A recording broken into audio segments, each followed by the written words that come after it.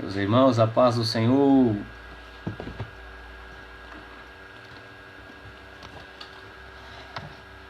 Esta noite vamos meditar na palavra de Deus. Glória a Jesus. Quero convidar os irmãos para participar conosco.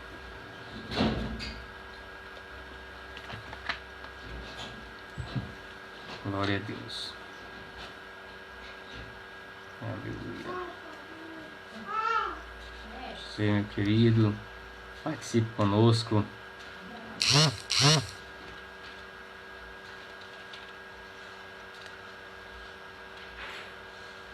Nós vamos ler uma palavra bem conhecida de todos os irmãos, leitores da palavra do Senhor, todos aqueles que meditam nas Escrituras Sagradas.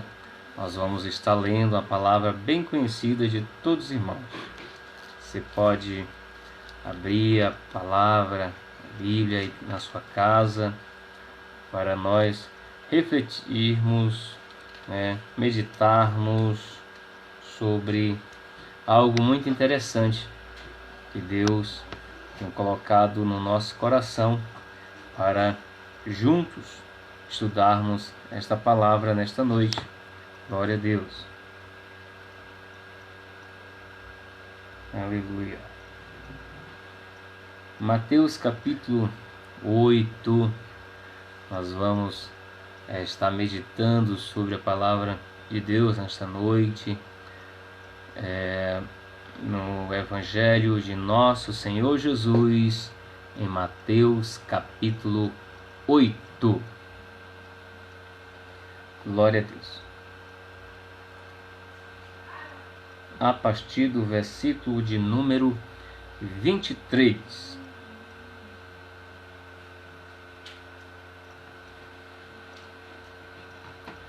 Mateus capítulo 8, a partir do versículo de número 23. Você que tem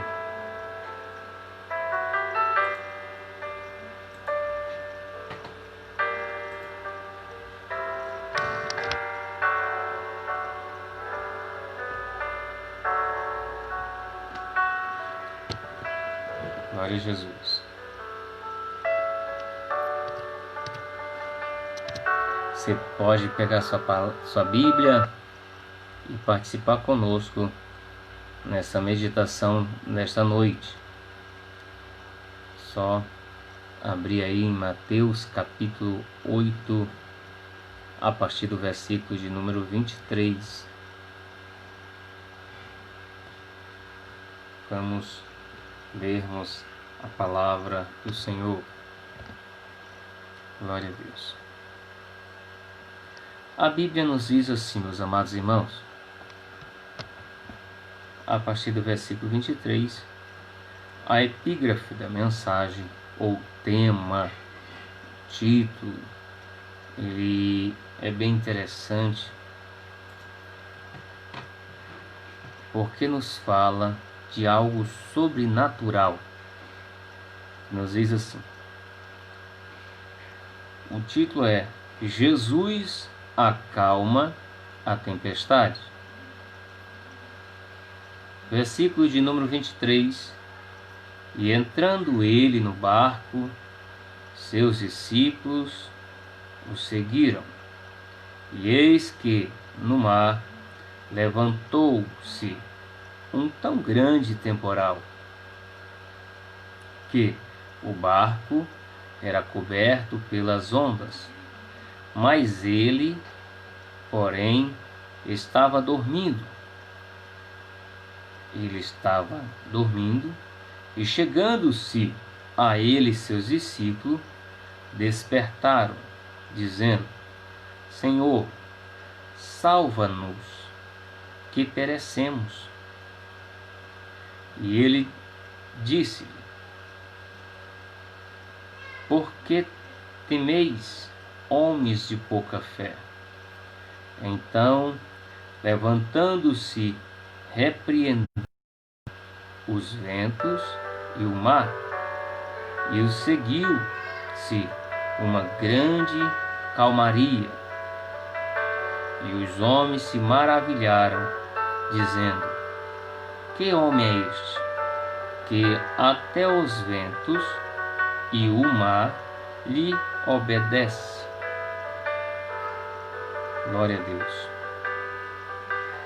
Olha o que o Senhor nos fala aqui. Glória a Deus. Meus amados, eu quero, junto com os irmãos, refletirmos nesse texto, né? Vamos meditar nesse texto. Quero mandar um abraço para os irmãos, irmão Nilton, que está aí nos acompanhando. Deus abençoe. Em nome de Jesus, o nosso irmão Luiz, ali na cidade de Capivari, nossa irmã Janaína, em Dayatuba. Deus abençoe os irmãos ali no Maranhão, também, em nome de Jesus. Meus amados, esse texto é um texto muito conhecido.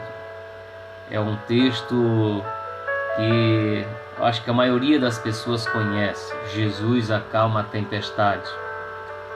Então, nesta noite nós queremos falar sobre Jesus acalmar a tempestade.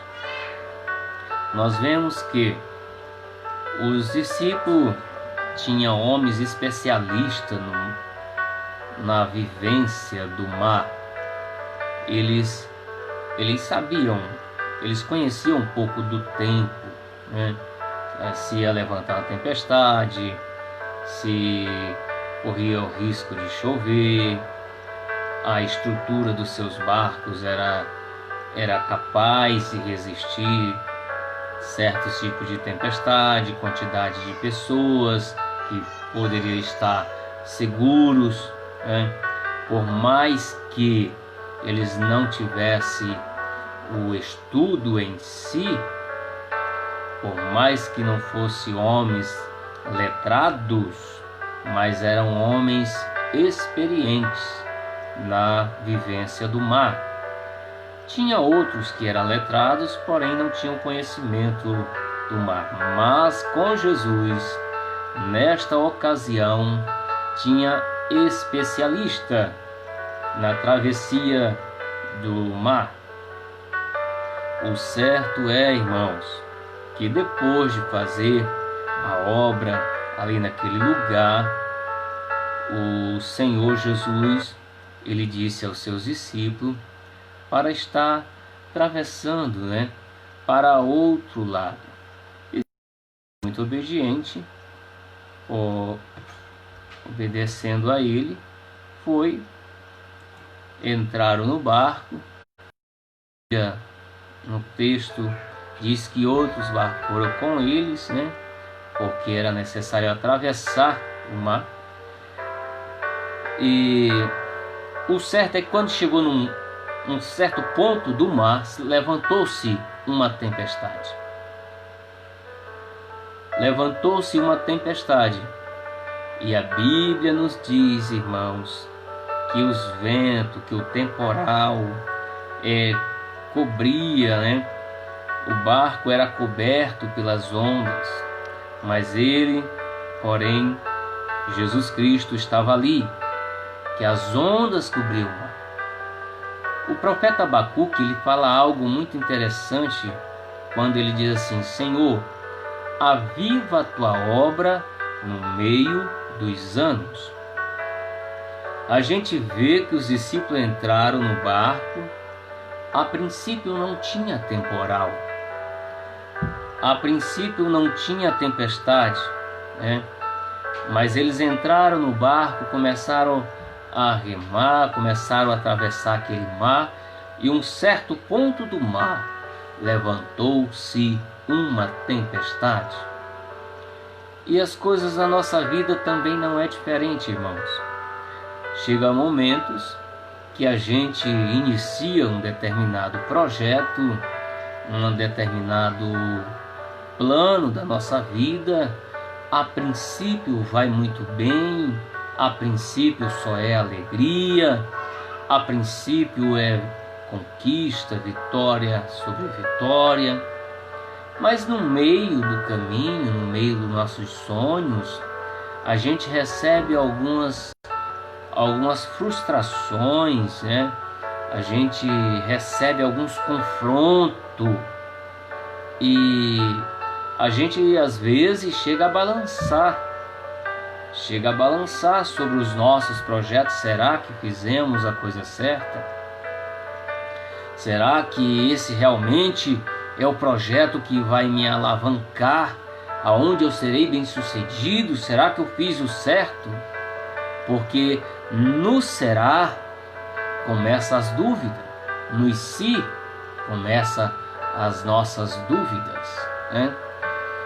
Os discípulos começaram muito bem, mas no meio do mar, em determinado ponto do mar, levantou-se uma tempestade. E eu tenho certeza que os discípulos, como pescadores experientes que eles eram, pessoas especialistas na pesca, tentaram por momento solucionar o problema sem incomodar o mestre. Tentaram tirar água, tentaram fazer com que o barco permanecesse sobre a água. Mas, irmãos, chega um momento que eles percebem que, pela sua própria força, ainda que alguns ali fossem especialistas no mar, não iria conseguir vencer aquela tempestade. E agora, irmãos, chega um momento aonde o homem percebe que a sua força, que a sua sabedoria, que a sua experiência precisa de um auxílio, porque ele em si, a sabedoria humana em si, não foi suficiente para resolver o problema, para solucionar algo a qual eles estavam enfrentando. E os discípulos agora, tendo que reconhecer esta situação, olha para a polpa do barco e vê o mestre ali dormindo, porque estava muito cansado devido à obra a qual estava fazendo. Então, meus queridos, os discípulos agora eles têm que reconhecer a sua limitação, reconhecer que falharam, reconhecer que precisam de ajuda, reconhecer que suas forças não é suficiente para vencer os problemas. Assim também acontece conosco, né, irmãos? Há quantas coisas que nós tentamos resolver com nossas próprias forças. Há quantas coisas tentamos resolver com o nosso próprio intelecto, achando que somos suficientes, né? Há quantos problemas que a gente acha que não precisamos de ajuda de ninguém, porque nós temos uma boa poupança, um dinheiro guardado, nós achamos que a nossa posição profissional ou qualquer outra é suficiente para resolver o problema, porque nós somos o tal. E quando, na verdade, com o passar dos anos, a gente percebe que nós somos limitados, nós somos fracos e a gente só consegue alguma coisa na vida com a ajuda um do outro. A gente, na verdade, só consegue ser feliz, a gente só consegue ter satisfação naquilo que conseguimos quando nós colocamos nos nossos projetos, nos nossos sonhos, Deus. Quando nós incluímos Deus nos nossos projetos. Louvado seja o Senhor. Agora os discípulos, como os pescadores especialistas, tem que ir até um homem pregador. E na verdade a profissão dele era carpinteiro. E agora chegam os pescadores especialistas do mar. Imagine a vergonha dos discípulos. E olha, nós somos pescadores, nós entendemos um pouco aí do vento, a direção do vento, quando o vento está de um lado, de que forma nós devemos proceder dentro de uma embarcação. Mas esse temporal aí, nós não conseguimos. Eu sei que sua profissão é carpinteiro. Tem como você dar uma ajuda para os pescadores especialistas do mar? E eles chegam para Cristo e dizem assim: Senhor, não te importa que nós pereçamos? Eles já chegam admitindo o poderio, o domínio que Jesus Cristo tem sobre todas as coisas. E Jesus acorda, desperta e diz assim: ó homens de pequena fé. Algumas traduções falam homens tímidos. E aqueles que Jesus olha para eles, chamando eles de homens de pequena fé. E quando Jesus ele faz uma oração e manda: aquieta-te mar. E aquieta-te vento. E o vento se acalma, irmão. O vento se acalma porque não era qualquer um que estava falando. Não era simplesmente um carpinteiro, mas era o carpinteiro que sabe trabalhar não apenas com madeiras, mas o carpinteiro de Nazaré, ele sabe trabalhar principalmente com as vidas.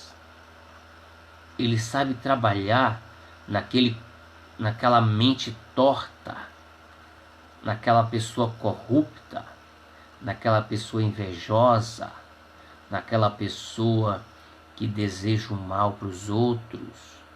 Ele sabe trabalhar no coração daquela pessoa que não é amigável, que se acha que é melhor do que os outros. Sabe, irmãos? Ele, como carpinteiro, ele se tornou especialista em trabalhar não simplesmente com madeiras, mas principalmente, ele é especialista em trabalhar com um homem que vem com a natureza velha de Adão, e ele trabalha e transforma este homem numa nova criatura. Louvado seja Deus. E nesta noite é o desejo dele de trabalhar comigo e com você para nos tornar uma nova criatura. Porque eu e você, irmãos, nós estamos sujeitos aos temporais da vida. Como nós falamos, quando o profeta Abacuque fala: Deus, aviva a tua obra no meio dos anos, porque no princípio tudo é bom, no início tudo é maravilhoso.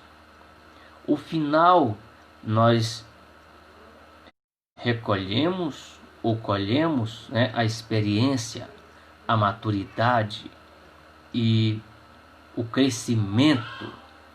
Mas no meio dos anos, irmãos, no meio do percurso, no meio do mar, quando as tempestades se levantam, nós precisamos realmente da graça de Deus, da sabedoria de Deus, para não agirmos com o impulso de um iniciante e também não desfalecermos na caminhada, mas necessitamos da graça de Deus para permanecermos firmes, para continuarmos com o projeto E acima de tudo, no meio desse temporal, no meio do mar, ou no meio da caminhada, que nós possamos reconhecermos a necessidade de incluirmos Deus nos nossos projetos, Deus nos nossos sonhos, Deus nos nossos objetivos. Porque o que eu sou, o que você é, o que você será, não é simplesmente pela capacidade humana, mas acima de tudo, pela misericórdia e ajuda de Deus. Deus sem o homem, ele continua sendo Deus. O homem sem Deus, ele é nada. O homem sem Deus, ele é nada. Quando Deus, ele nos permite passarmos por tais situações temporais que vêm sobre a nossa vida, não é para mim e para você desistirmos. Não. Ele permite isso para o meu e o seu crescimento, maturidade. Jó era um homem muito fiel a Deus, mas quando toda aquela tempestade veio sobre si, os seus filhos morreram. Os seus bens foram furtados, roubados. A sua saúde foi embora. O que sobrou de Jó foi um caco de telha para ele se coçar por lado de fora do muro da cidade e uma esposa murmuradora. Foi o que sobrou para Jó. E 4 amigos para lhe acusar. Mas quando toda aquela tempestade, irmãos, já estava passando, quando Jó ele ouviu a voz de Deus, ele disse assim: Deus, eu te conhecia só de ouvir falar, mas agora meus olhos te veem. Quando Jó orou pelos seus amigos para que Deus perdoasse os seus pecados, o milagre da vida de Jó aconteceu no momento que ele intercede pelos seus amigos, rogando o perdão de Deus pela vida dos amigos. Assim que ele roga, que ele ora, a sua saúde é devolvida. Ele recebe a saúde. E Jó se tornou muito rico depois do temporal. Mas o maior crescimento, o maior milagre na vida de Jó, irmãos, não foi ele ter mais filhos. O maior milagre na vida de Jó não foi ele ter mais bens. Mas o maior milagre na vida de Jó foi ele não continuar conhecendo Deus só de ouvir falar. Mas agora ele tinha experiência com Deus. Quando Jesus acalma essa tempestade, os discípulos agora, eles não conhecem Jesus só de seguir Jesus. Não conhecem Jesus somente de andar com Jesus no barco para cima e para baixo. Mas ele conhece um Jesus que tem o domínio sobre os ventos, sobre o mar e sobre tudo. E a Bíblia nos diz que eles se maravilhavam. E eu quero te dizer que nessa luta que você está passando, que esse problema que você está enfrentando, não é para você desvanecer, não é para você agir com imprudência como de um iniciante, a ponto de perder o equilíbrio. Não, mas esta luta que você está passando é para o teu crescimento espiritual, é para você alcançar a maturidade, para você ter experiência pessoal com Deus, para você ouvir a voz de Deus, para você conhecer Deus de mais perto. e Ele vai te dar a vitória. E no final de tudo você vai se maravilhar do poder, da graça que Deus irá dispensar ou já está dispensando sobre a tua vida. Em nome de Jesus, aguente firme, meu querido. Agora, se seu barco está afundando, tenha humildade para pedir socorro.